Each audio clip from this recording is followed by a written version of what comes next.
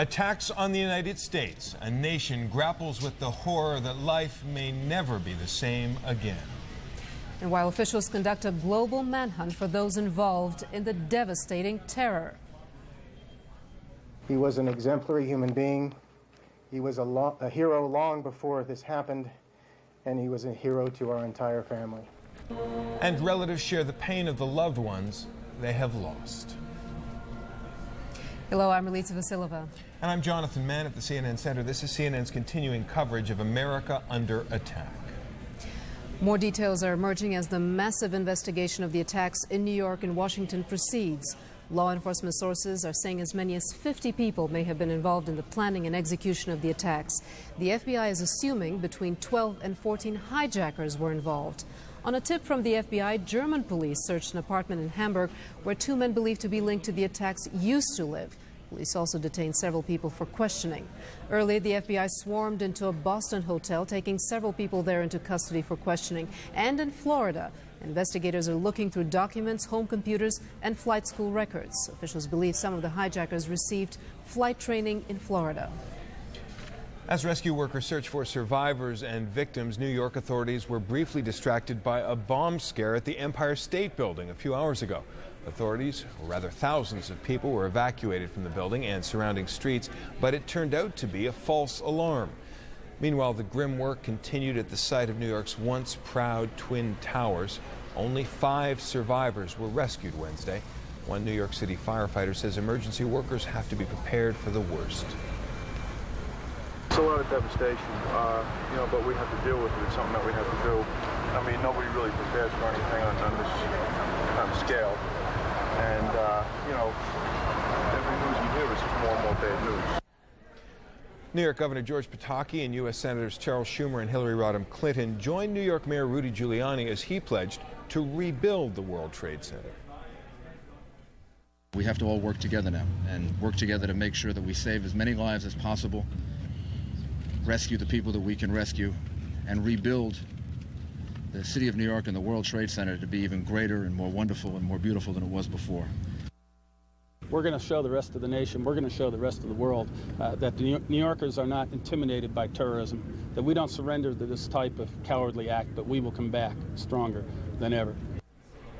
For his part, U.S. President George W. Bush visited the scene of the attack on the Pentagon. He said he was overwhelmed by the devastation. Coming here makes me sad on the one hand. It also makes me angry. And our country will, however, not be cowed by terrorists, by people who don't share the same values we share, by people who are willing to destroy people's lives. The United States says it wants to form a coalition to not only find those responsible for these attacks, but to root out and eliminate terrorism as a whole. We're building a strong coalition to go after these perpetrators, but more broadly, to go after terrorism wherever we find it in the world. It's a scourge not only against the United States, but against civilization, and it must be brought to an end. U.S. officials acknowledge the rules of engagement have changed. We are, in a sense, seeing the definition of a new battlefield in the world, a 21st century battlefield. And it is a different kind of conflict. It is something that is not unique to this century, to be sure, but it is, given our geography and given our circumstance, it is in a major sense new for this country. President Bush and his top aides spent much of Wednesday lining up international support for a U.S. response to the attacks. Much of that support was forthcoming. At an emergency meeting in Brussels, NATO made a decision that could pave the way for a collective response to the carnage.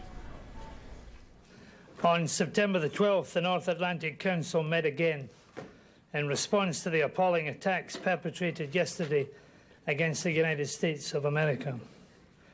The Council agreed that if it is determined that this attack was directed from abroad against the United States, it shall be regarded as an action covered by Article 5 of the Washington Treaty, which states that an armed attack against one or more of the Allies in Europe or in North America shall be considered an attack against them all. NATO's decision opens the way for the first use in the 52-year history of the alliance of a provision stating, as we've just heard, an attack on one NATO state is an attack against everyone. U.S. stock markets will remain closed Thursday. New York Stock Exchange Chairman Richard Grasso says the exchange will open no later than Monday, though. The stock market shutdown is the longest since the outbreak of World War I. It kept markets closed from July to November of 1914. Meanwhile, the Federal Aviation Administration allowed a limited number of commercial flights Wednesday, this after the grounding of the entire U.S. commercial fleet Tuesday. The U.S. Transportation Secretary said most flights diverted on Tuesday could finish their routes as soon as airports meet tough new security measures. In New York, a scene of unimaginable devastation. A city famous for its vitality and confidence is dazed and somber. From above the wafting smoke of lower Manhattan, we're joined now by Garrick Utley. Garrick. Yes, good morning again. Really, it's here in New York. A question about a rather strange scene, perhaps, on Tuesday morning down here in lower Manhattan, just after that plane flew into the North Tower of the World Trade Center. The unusual sight for most people was this. As streams of workers in the tower were trying to race out into the streets to save themselves from the flames, others were racing in. Who were they? Well, the answer is clearly they're members of the New York City Fire Department, men and women racing in, climbing the stairs, not only to fight the fire, which was so far up in the building they probably couldn't reach it quickly, but to evacuate as many people as possible. Why do they do that, these firemen and firewomen? And we know the bottom line on this, the human cost of it. Approximately 300 members of the New York City Fire Department have been lost. We want to take a moment right now to hear from two of them, a fireman and a firewoman. For about the past 10 years, Amy and I have been working together as a documentary film crew, and we specialize in the emergency services. They'll have to pump, millions of gallons of water onto this fire in order to put it out. It's the worst type of fire to put out because it's so deeply seated. The overwhelming smell of the fire is that of burning electrical wires. You inhale it, and I don't even know how to describe the stench. It's filth and it's degradation. I don't know what the overall damage would be on a person's lungs if they were out there working in it every day. We're still in the midst of trying to put the fires out and get people. It appears to have been a pancake collapse, which is floor upon floor upon floor falling on top of each other all the way down. The fire was burning so hot when it hit the upper floors that it actually melted and the structure just came down on top of itself. Building number 5 is probably going to come down completely within the next couple of days, I would imagine. As it settles and as it comes tumbling down, it begins to make noises as if the building is crying. The various moans that the building makes as the steel buckles and the bricks begin to collapse. Seeing the firefighters all sitting in a row lined up along the curb coming out from Building 5 when we left. They were filthy, they were exhausted, they were emotionally wrought. There is a lot of danger. None of our firefighting training encompasses acts of war, so we need to be very careful. Firefighters, law enforcement, paramedics, we are the first responders on any terrorism incident here in the United States. It's not the military. And we need to begin thinking like the military thinks. And to have 300 of our brothers and sisters perish in a single incident is something that we can't even fathom. It'll be years before these firefighters will be able to go back to work and with the same attitude that they had before. By the way, the building number 5 the firefighters were referring to is a 5 World Trade Plaza. That's a 9-story building, which was also damaged and was burning. And as you heard, they're afraid that it may come tumbling down, too. Let's get some more insights as to the rescue operation currently underway, what is actually happening there, what it is like to be involved in that operation from a volunteer. Kevin McGarry, who has been on the scene working, is with us by telephone. Kevin, good evening, or good morning, I should say. Tell us a bit about what you've been doing down there in Lower Manhattan. Well, I spent about 15 hours in Lower Manhattan from early this morning until about 10 p.m. this evening in the rescue efforts and recovering bodies, primarily bodies. I didn't see anyone alive in the 15 hours I was there, although I was able to assist in the rescue of approximately 6 bodies and a lot of body parts. It must be pretty grim, very difficult under these circumstances. I think all of us can understand that and really appreciate what you and your colleagues are doing. Tell us a bit about what your colleagues, your fellow workers are saying. I mean, how much optimism, how much hope do they hold out when you're confronted with that rubble, that mountain of rubble? The mountain of rubble is unfortunately being sifted through by the handful. Down deep inside of 3-4 stories down below into the garage area, we're removing the debris by hand into 5-gallon buckets, handing them up and being dumped and sifted through a second time, looking for any sign of body parts or jewelry, watches, any type of wallets, identification, anything at all. You said, Kevin, that you took part in the recovery of 6 people who were lost there. Any indication as to other dead that have been recovered, as to how many have been found in the last several hours? At the last body that I had carried to the morgue area, which was a semi-trailer, was approximately 20-some-odd bodies in there at that time, and that was at 10 p.m. And what is the mood among the workers there as to prospects of finding more? Very high. Everyone has the hopes of finding yet another survivor. They're digging deep and they're digging hard, looking, but again, it's being done by hand. The iron workers that are working in there are working to remove the steel, of which is on top of a lot of the bodies.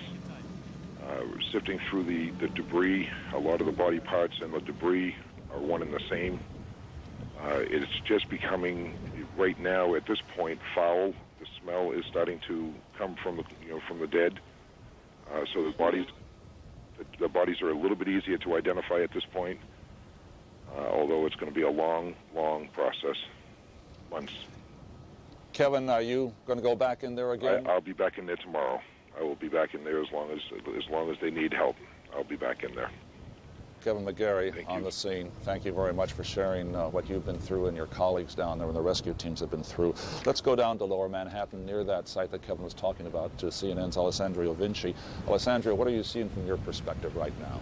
Well, Gary, seems incredible, but yet there are many incredible things about this story. More than 40 hours after those 2 hijacked planes hit the World Trade Center, the 2 towers, and then they collapsed. There are still smoke coming out of the debris of those 2 collapsing towers, a high billowing, big cloud of white smoke billowing on top of those rubbles, and an indication how difficult. We heard one of the volunteers there telling us how difficult the operation is going on down there, the fact that still the debris, the iron and the metals are still smoldering, certainly making that effort even more difficult. We spent some time earlier on the ground there where hundreds of rescue workers, some of the paramedics and the police officers are all involved in that rescue operation.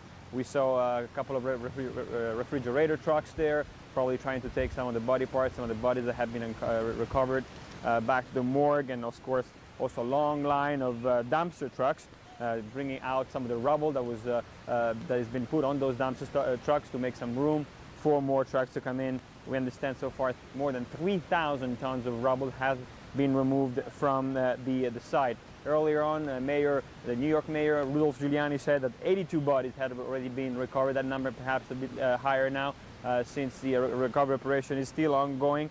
There are 16 identified bodies. Of those 82, 16 have been identified, as we heard, many body parts. That number of casualties will be rising probably as the rescue operation will continue. Mayor Giuliani requested to the Federal Emergency Management Agency 6,000 body bags. Meanwhile, the entire area south of 14th Street in Lower Manhattan remains sealed off. Several blocks of Lower Manhattan remain also without electricity. That is why many of the people living, especially the elderly people living in the buildings here, have been evacuated. Some of the people decided to leave on their own. But we also met several local Lower Manhattans, if you want. People live here all their life. They said, we're not going to leave on a day like this. Back to you, Garrick. Thank you very much. Alessio Vinci there on the scene. We'll be coming back to you through the early morning hours here in the East Coast for your update reports. One little footnote as to an incident which occurred just a few minutes ago before we went to Alessio.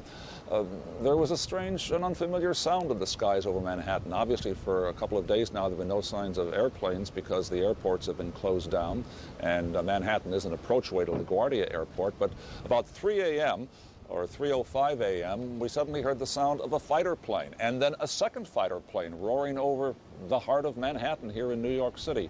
What were two fighter planes doing, roaring with their afterburners on it, appeared to our ears, waking people out of their sleep? No idea, but that's what they were doing. Strange things happen in Manhattan in the middle of the night. Back to you now in Atlanta. Garrick, thank you. Investigators have spread up and down the East Coast in an exhaustive effort to identify those responsible for Tuesday's attacks. Mike Betcher reports now on the leads and what they reveal about the attacks. From Maine to Florida, the investigation moved quickly along the eastern seaboard. We have, in the last 24 hours, taken the manifests and used those as an evidentiary base, and have talked to many of the families of the victims, and have successfully, I believe, identified many of the hijackers on each of the 4 flights that went down. Federal investigators now believe they know the identity of 4 men capable of piloting the 2 planes that left Boston and crashed into the World Trade Center. The key, rental cars parked by the suspected terrorist at Portland International Airport and Boston's Logan Airport, each yielding clues that ultimately led investigators to flight schools in Florida.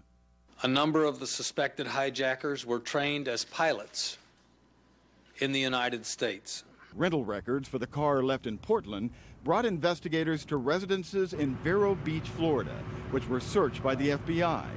Inside one house, pictures of Adnan Bukhari and a pilot certificate from a Florida flight school in his name. Also found inside the residence, another pilot certificate for Amir Abbas Bukhari. Another certificate indicates that at least one of the Bukharis participated in a program to help train Saudi Airlines employees. Federal investigators believe the 2 men are brothers and prime suspects. FBI agents also visited other Florida locations after gathering clues from the second rental car parked at Boston's Logan Airport that led to the identity of 2 more men, also pilots, Mohammed Atta and Marwan Youssef Al-Shehi, who received at least some flight training at Huffman Aviation in Venice, Florida. Charles Voss is a bookkeeper at Huffman Aviation who briefly allowed the 2 men to stay at his house. They were, like I said, students, and they arrived over there a year ago. It was in last July. And when they first arrived, they had no place to stay. They just popped in pretty much, as I recall, unannounced. And so we provided them, for the benefit of the flight school, provided them a place to stay for a few days.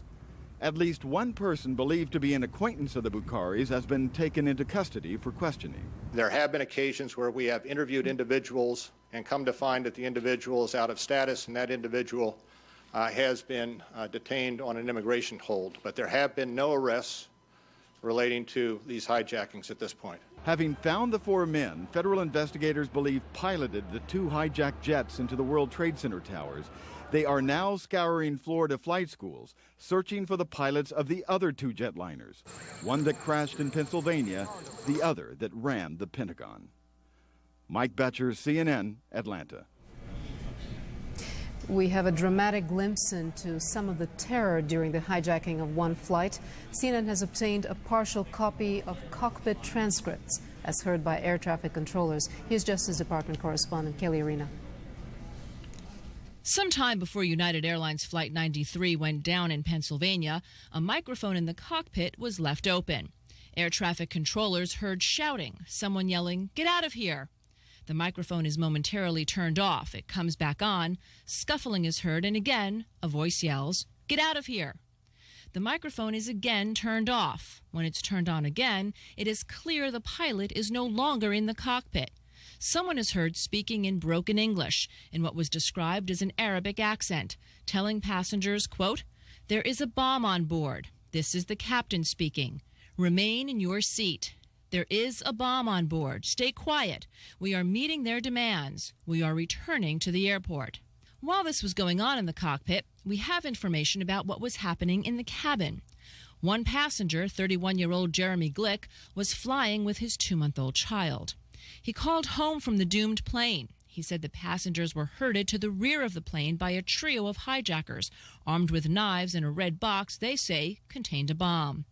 When Glick's family confirmed for him what another passenger heard, that a plane had already struck the World Trade Center, Glick dropped the phone, then returned to tell his family the male passengers had taken a vote to attack the hijackers.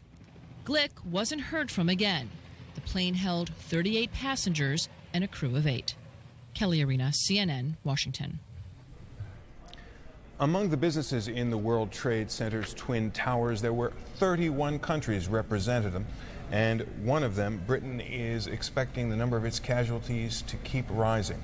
The word we have now from British Foreign Secretary Jack Straw is that the number of dead is approaching 100. Earlier, a spokesman for British Prime Minister Tony Blair said it could go into the hundreds. The Prime Minister has recalled Parliament from its summer recess.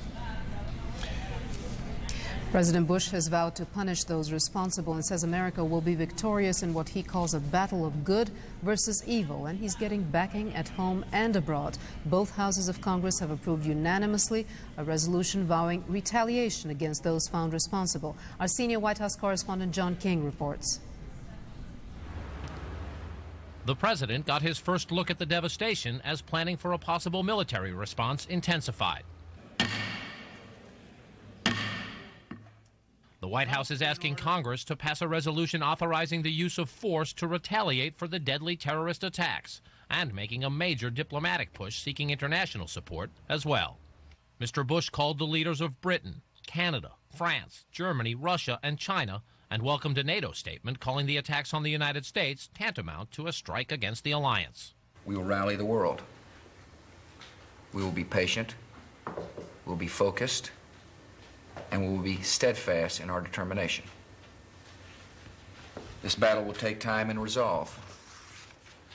But make no mistake about it, we will win. Mr. Bush met twice with his national security team, and sources tell CNN the discussions included talk of potential military responses and an update on the fast-developing investigation. In the words of one senior official familiar with the evidence, quote, "Everything points to the terrorist network of Osama bin Laden." This enemy hides in shadows and has no regard for human life. This is an enemy who preys on innocent and unsuspecting people, then runs for cover. But it won't be able to run for cover forever. The Bush team also responded to questions about why it took the president so long to return to Washington after the attacks. The administration said it had credible and reliable information that the jet that barreled into the Pentagon was initially heading toward the White House. And it said there was reason to believe Air Force One also was a target. And that is why Mr. Bush stopped at 2 military bases on a 9-hour trip back to Washington from Florida and had fighter jet escorts on the final leg home. The information that we had was real and credible about Air Force One. The manner in which Air Force One operated maintained the security of Air Force One at all times. The president met with congressional leaders seeking quick agreement on an emergency spending bill. And officials report progress in both sets of talks. One aimed at authorizing $20 billion for the recovery and early investigative efforts. The other backing the use of force to retaliate for terrorist strikes Mr. Bush equates to acts of war. John King, CNN, the White House. Defense Secretary Donald Rumsfeld apparently is trying to get U.S. forces ready for combat. In a taped message to America's soldiers, the defense chief said that much more will be expected of them in weeks and months to come. Mark Potter joins us now from the Pentagon with the latest there. Mark? Well, good morning, Jonathan. There are a lot of activities on the part of the U.S. military right now, and some of them are being witnessed by the citizens of this country. There are a number of aspects that we can actually see with our own eyes. U.S. officials have dispatched a number of aircraft carriers and ships along the and warships along the east and west coast of this country, where they are in what is being described as a defensive posture. Now, on the East Coast, from the U.S. Atlantic Fleet in Norfolk, there are 2 carriers and 5 warships in place. According to the Navy, they are there to contribute to the air defense of Washington, D.C. and New York City. The carriers are the John F. Kennedy and the George Washington. Also activated, we just received this news, the USNS Comfort, a hospital ship based in Baltimore. It is sailing for New York and is expected to arrive there Friday. On the West Coast, another carrier, the USS John C. Stennis, deployed from San Diego. It and 14 other ships are patrolling along the West Coast and along Hawaii.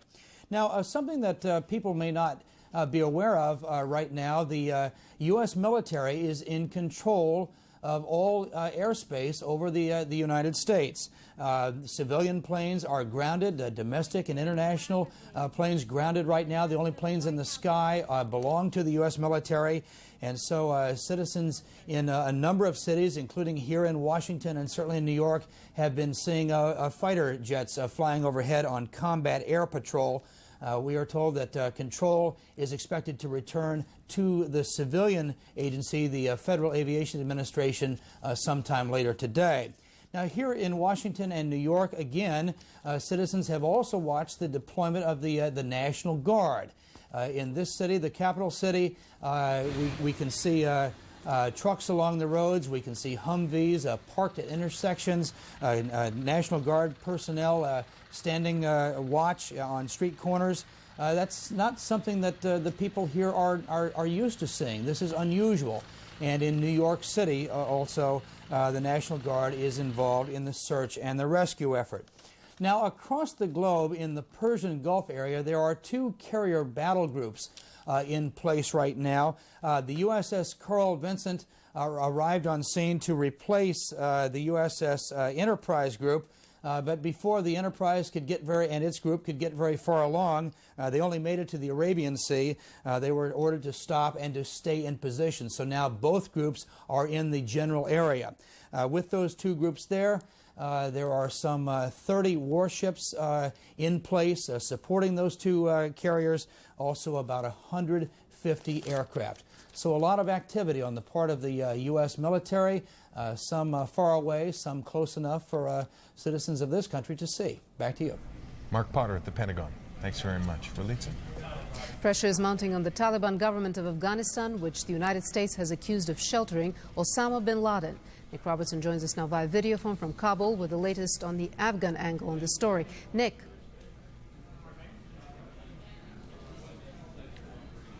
For relief for this morning, 3 United Nations planes took off from Kabul airport bound for Pakistan.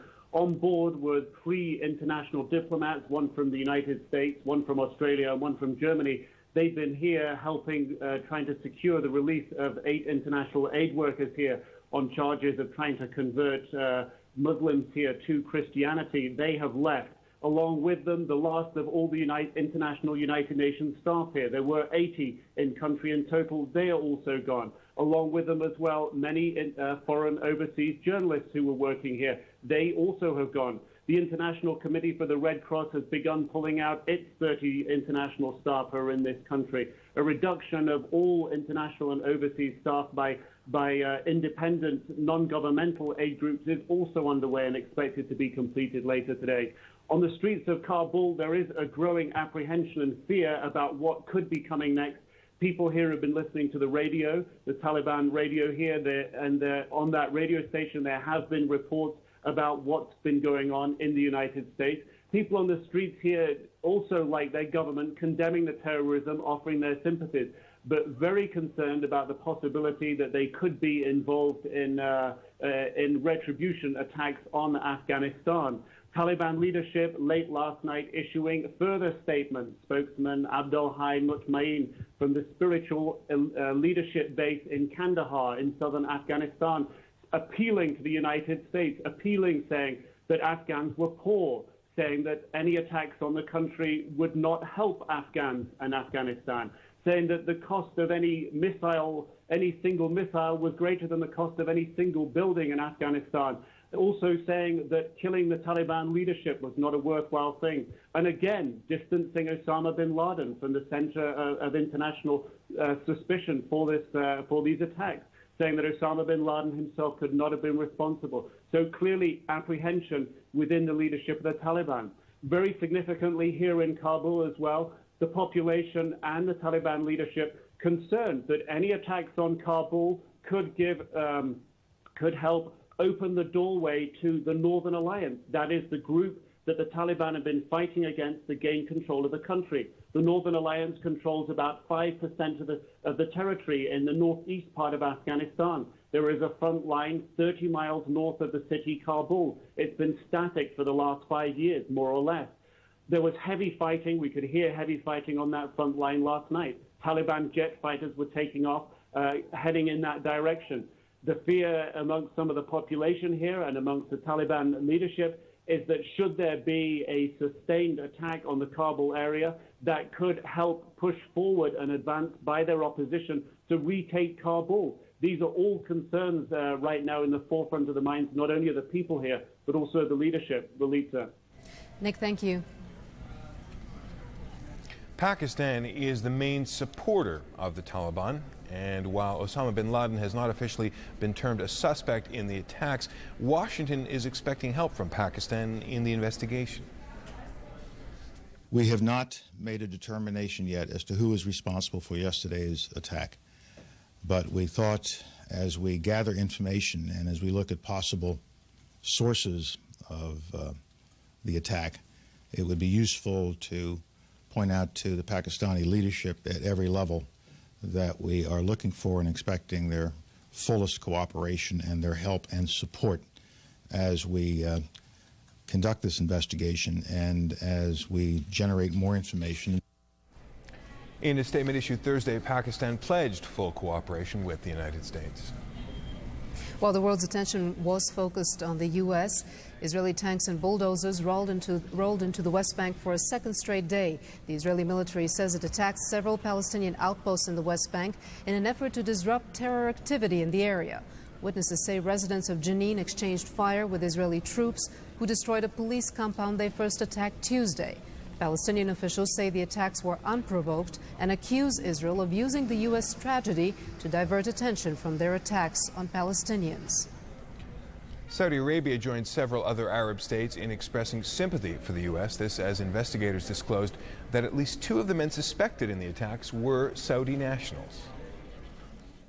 If this case is proven beyond doubt that the Kingdom of Saudi Arabia, the Arab people, the Muslim people will help to expose the identities of the perpetrators of this crime. Lately, the media mentioned Osama bin Laden as a Saudi citizen. We in the kingdom, the government and the people of Saudi Arabia refuse to have any person affiliated with terrorism to be connected to our country. U.S. Attorney General John Ashcroft calls the probe into Tuesday's attacks the most massive and intensive investigation in American history. And as David Ensor reports, U.S. officials apparently have already made some significant progress. U.S. officials say on the passenger manifests of the hijacked planes used in the attacks, they found names associated with terrorist groups. Intelligence officials say the evidence still points to the Al-Qaeda group, headed by Osama bin Laden. There had to be some brains behind this. We have some good, promising leads. They're obviously being followed. Publicly, the Bush administration is accusing no one so far, while warning nations they too will pay for any help given to those who attacked New York and Washington. We will hold accountable those countries that provide support, that give host nation, if you can call it that, support and facilities to these kinds of terrorist groups. Afghanistan's Taliban government has long offered haven to bin Laden, but U.S. officials say they have no evidence thus far of any state directly assisting the attacks in New York and Washington. Many analysts argue that such a coordinated broadside could not have been possible without it. Osama bin Laden represents a complete terrorist network. He will have one or more state sponsors, countries that he's either based in or working in collusion with. There'll have been passport support, communication support. One thing I think that ought to make us a bit suspicious about whether bin Laden was involved in it alone or not is that he goes to great lengths to advertise himself. And when you see something like that, you begin to wonder whether or not there may be an effort to draw our attention solely to him, to the neglect of someone who may be his principal contractor. If there was state support, a number of terrorism experts point to Iraq as the most likely suspect. A statement from President Saddam Hussein on Iraqi television said, quote, "The United States reaps the thorns that its rulers have sown in the world." U.S. officials say they are developing good law enforcement and intelligence leads. They do not know yet who was behind these attacks, nor whether any state assisted them. But they believe they soon will. David Ensor, CNN, Washington. Experts say the magnitude of Tuesday's attack suggests that the action was organized by a highly sophisticated group or groups of terrorists intent on generating chaos and fear, as much damage and loss of life as possible. And it represents a massive breach of U.S. national security. Joining us from our London studios, Paul Slaughter, Chief Executive Officer of the international security firm TASC International. Mr. Slaughter, thank you very much for joining us. What do you think? Pleasure. What do you think of the security measures that we're hearing now that the FAA is planning to introduce at U.S. airports? I think it's probably long awaited. The big problem with security matters is that anyone who wants to perpetrate these type of crimes, they've always got the advantage of time. And they know when they're going to do it, where they're going to do it. All security matters are breachable. You can either go round, over, through, under. You cannot have a complete 100% guaranteed security measures in place. The big problem is that the perpetrators of crimes such as this, as I said, know when they're going to do it. And no security matters can fully protect establishments, airlines, buildings, or anything like that. So what can protect them better? Obviously, increased security matters, and you just have to try and make places like that a harder target to attack.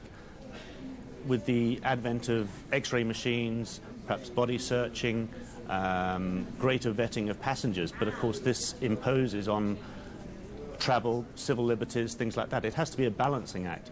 But unfortunately, as has quite often been said, and the IRA have been quoted, they only have to be lucky once. And unfortunately, when they are as lucky as this, you're going to have the body toll that we've seen and will see in future days to come.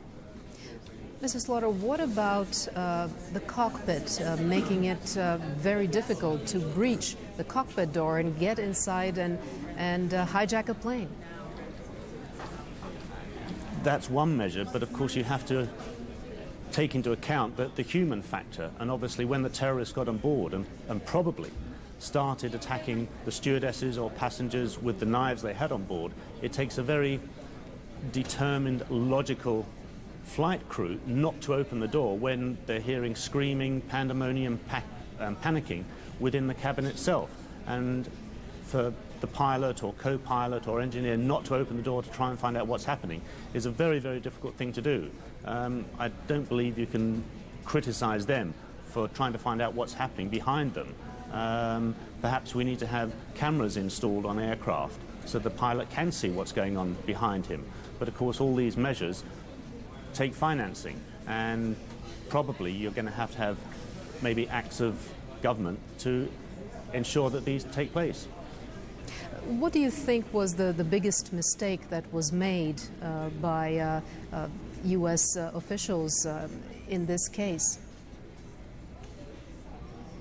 I think that's very difficult to say. It's the big problem is that you have to balance security measures with civil liberties and also with people travelling all over the world. If you have a complete security package, excuse me, you're not going to have people travelling because they won't want to. Obviously, allowing these people onto the aircraft with whatever weapons they had, and all we've heard is that they had knives. Well, you can do as much damage with a 3-inch blade as you can with a 6-9-inch blade. And it's quite easy to get those on board aircraft. I mean, knives now can be secreted in belt buckles, in pens that work, and all they have to do is to grab hold of a stewardess or a passenger, stab them in the right place, and you're going to have copious quantities of blood all over the place, which instills panic in people. Mrs. Slaughter, thank you very much. Okay. Thousands are feared dead. The United States and its NATO allies are preparing to respond, and families have been torn apart, perhaps irreparably.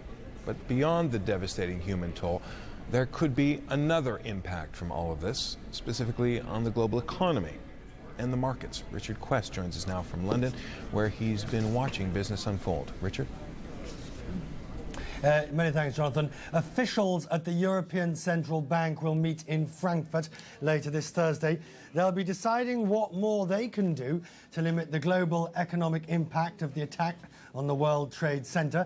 There have been calls for European countries to cut interest rates to help stabilise the global economy, to bring an air of stability in this uncertain time. But many analysts do not expect the ECB to cut its short-term interest rates when they do have that meeting.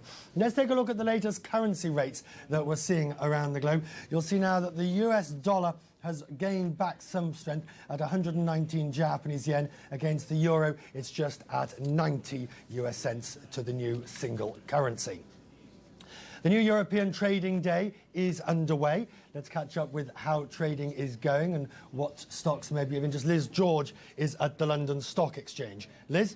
Richard, thanks very much indeed. Notwithstanding the feelings here very much of shock and distress at what happened in New York, there is a feeling of wanting to conduct business as usual and really getting on with trading. Although, of course, volumes are very, very light and trading is extremely muted. Now, we saw a very volatile day on the markets yesterday. I was talking to Jeremy Stretch of the Bank of Canada earlier on, and he was saying people really didn't have any idea where to price things, and that's why we were seeing such huge leaps around in the markets and such enormous volatility. And really today is likely to be very much more of the same.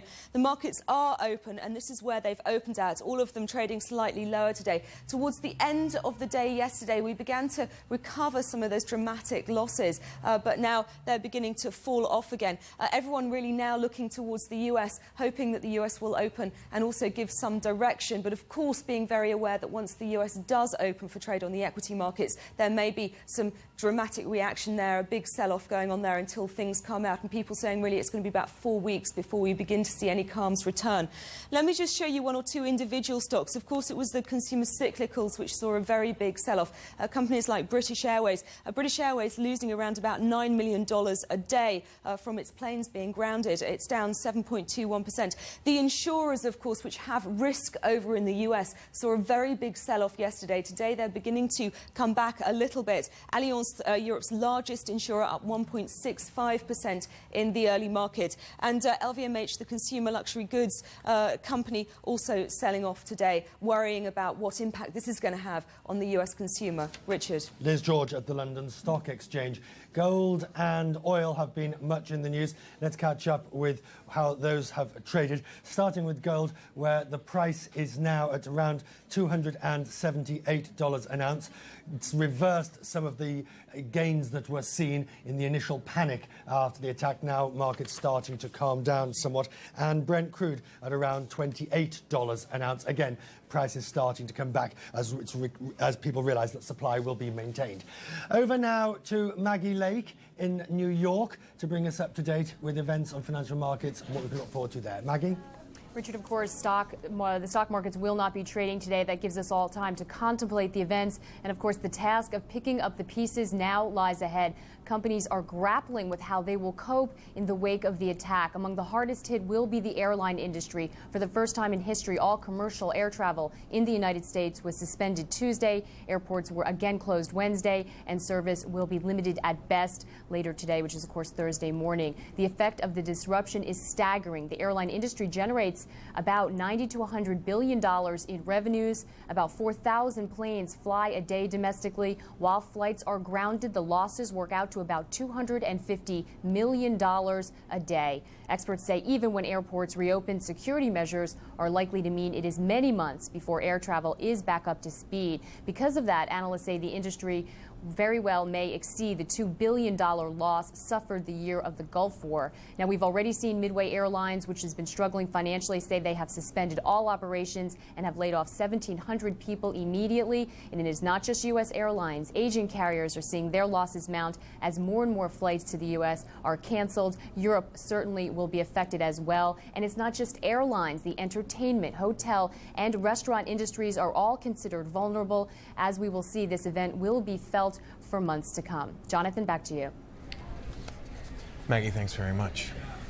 The markets, the air travel system in the United States, and above all, the victims. We want to remind you that for more information on the attacks and the aftermath, please consult our internet site. We have complete information, including the latest reports from the United States and around the world, photo galleries, video and maps, and you'll find it at CNN.com. The disruption caused by the attacks has affected a number of events. The United Nations has postponed a World Children's Summit in New York City next week. A question mark hangs over the scheduled World Bank IMF meeting in Washington. And Sweden has canceled a weekend summit of 14 heads of state. Sports have also been affected. Major League Baseball games were canceled Wednesday and will be Thursday as well. While in Europe, UEFA Cup football matches were called off as a sign of respect. Doubts also hang over the Ryder Cup, which is scheduled to get underway in England at the end of the month. Several golfers advocate that the event be postponed. And for the most part, the U.S. government was open for business Wednesday. As Brooks Jackson tells us, for many government agencies, it was hardly business as usual. The mail was moving on the day after, but more slowly. Planes were still grounded. The Postal Service scrambled to ship more mail by truck and train. It was like that throughout the federal government, which was struggling back to normal after being all but shut down Tuesday by the terrorist attacks. The prayer will be offered today by our chapel. The House reconvened a day after the Capitol had been evacuated. We mourn our dead and reach out with prayer and acts of compassion to all those families splattered with blood. The Senate reconvened also. Senate will be in order. But little business was done. The day was devoted mainly to denouncing terrorism. Several committee hearings were canceled. Outside Washington, the humdrum business of government ground on. Social Security offices were open, mostly, although 43 in and around New York City were closed for the day. Federal storm trackers kept tab on Hurricane Erin in the Atlantic and Tropical Storm Felix, neither a threat to U.S. shores.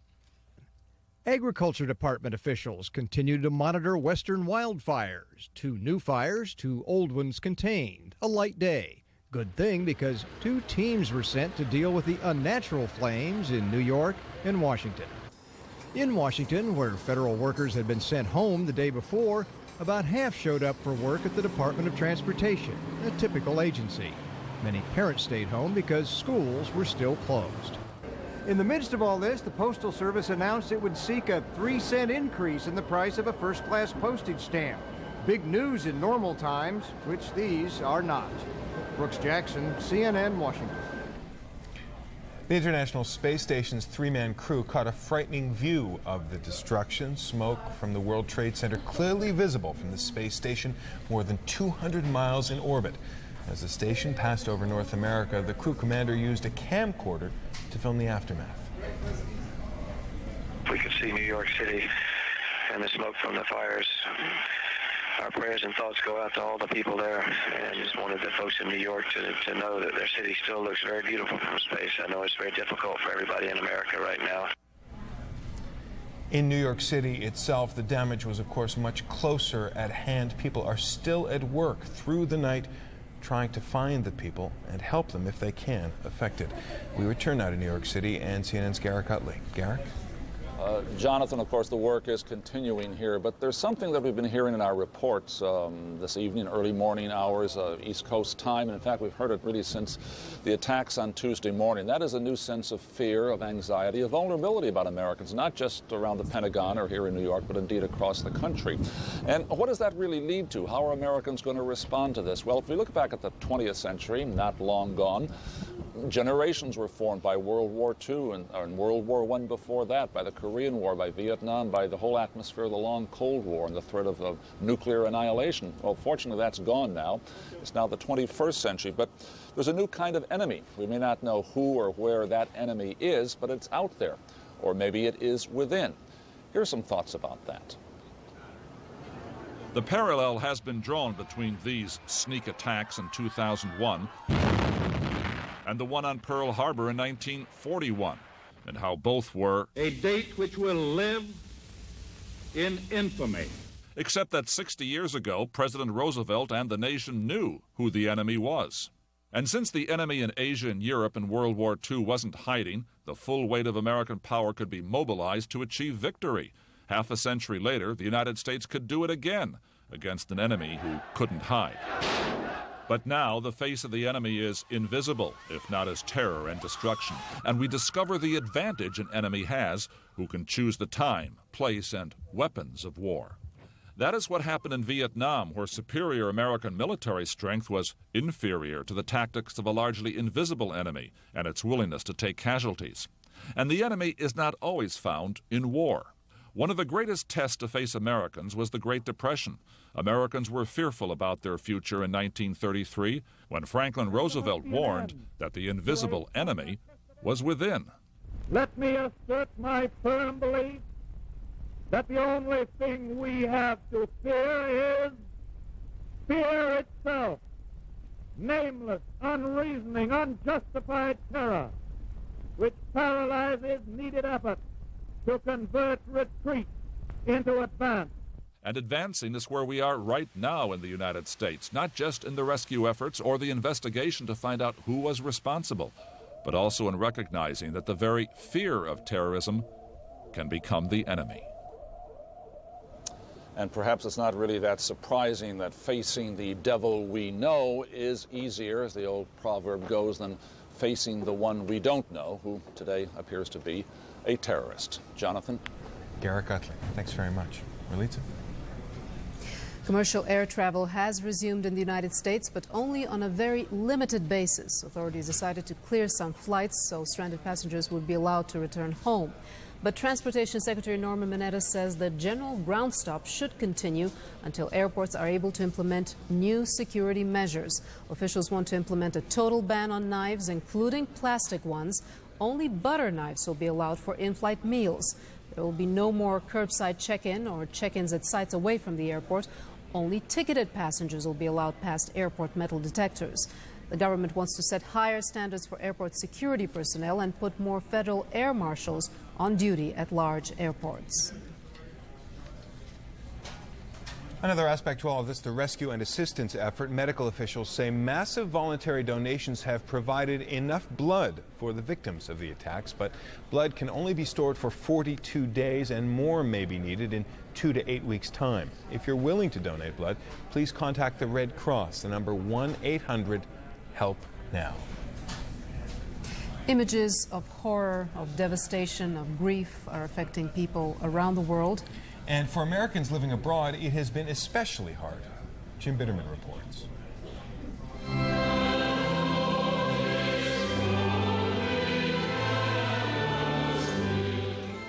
4,000 miles and an ocean away, worshippers in these distant pews were in no less shock than if they had been looking on from the streets of Lower Manhattan. In this globalized world with its globalized terror, you can be an American in Paris and be just as grief-stricken. Churchmen knew people came to grieve together and used the moment to warn against letting the wrong emotions carry the day. Yes, we need to go find these people, and we need to deal with them with justice. not out of mindless vengeance and hatred to repay them, but because we Americans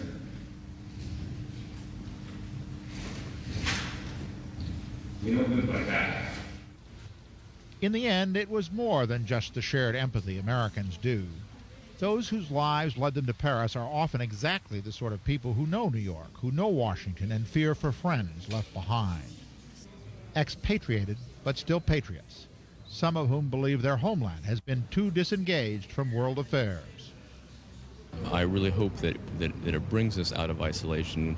You cannot make peace worldwide. You cannot have peoples living together if they don't communicate. And the only way to do that is to come out of isolation and work together. The priest at the Episcopal Cathedral here remembered the words of Douglas MacArthur at the end of World War II. If we will not devise a more equitable system than war, the general said, Armageddon will be at our doors.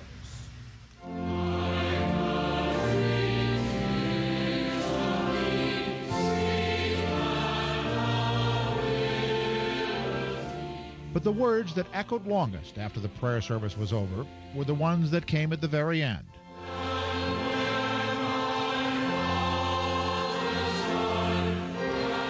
Words most in the church had learned from childhood, but in a now and forever less innocent world, words whose meaning will never be quite the same.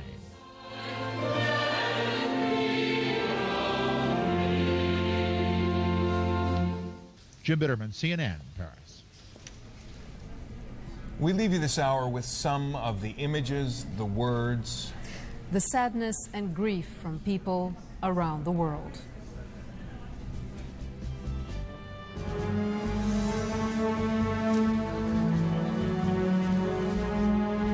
I can only say that all those who have lost their lives, and indeed those who are related and have loved ones who've lost their lives, are very much in my thoughts and prayers.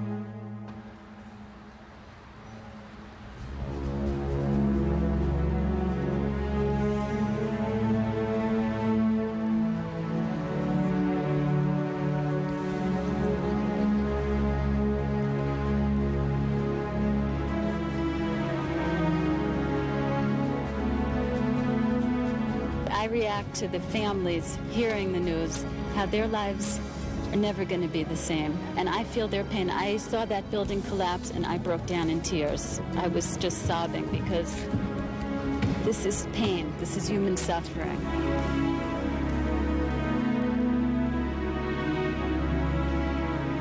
We are here to lay some wreaths, some flowers, and to also show our sympathy in action so that the American people understand the Palestinians are not their enemy.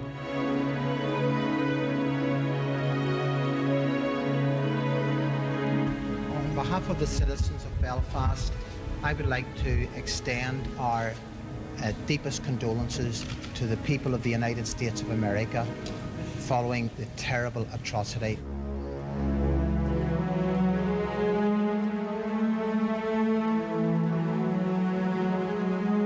My heartfelt sympathy is with the American people subjected to inhuman terrorist attacks which have taken the lives of thousands of innocent human beings and caused unspeakable sorrow in the hearts of all men and women.